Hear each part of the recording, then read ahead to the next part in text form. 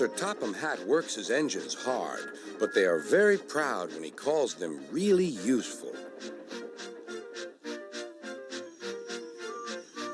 "I'm going to the scrapyard today," Edward called to Thomas.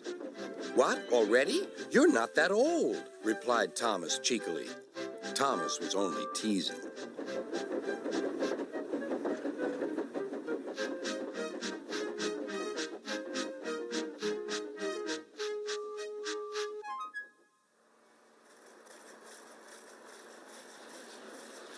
The scrapyard is full of rusty old parts and machinery. They're broken into pieces, loaded into cars, and Edward pulls them to the steelworks where they are melted down and used again.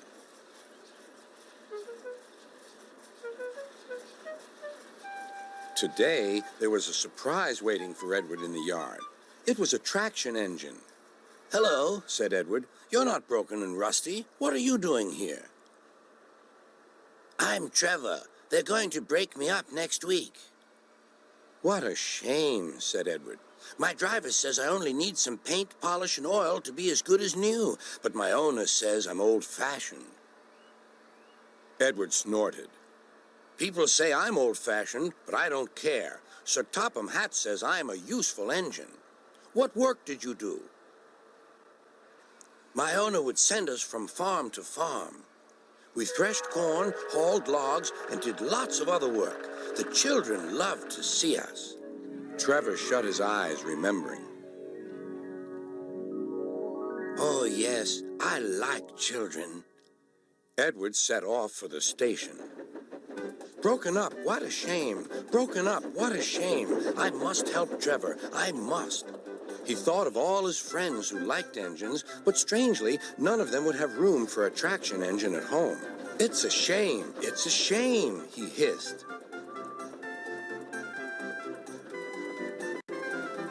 Then, beep, beep. Why didn't I think of him before? There on the platform was the very person.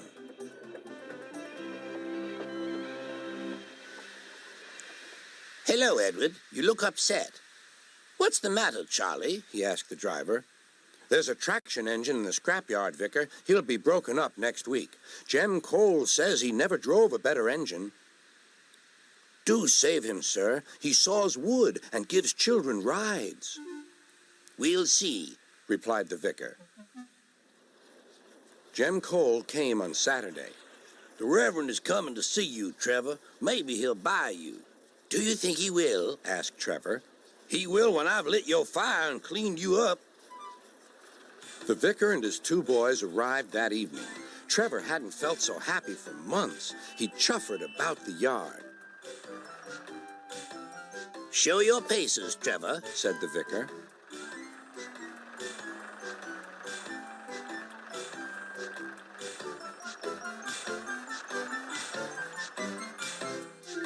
Later, he came out of the office smiling. "I've got him cheap, Jem, cheap." "Do you hear that, Trevor?" cried Jem. "The Reverend saved you, and you'll live at the vicarage now."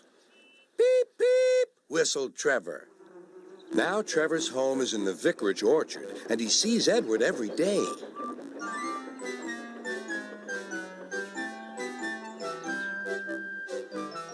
His paint is spotless, and his brass shines like gold.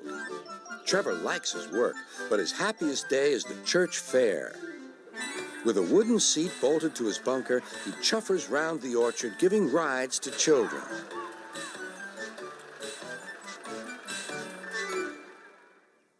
Long afterward, you'll see him shut his eyes, remembering.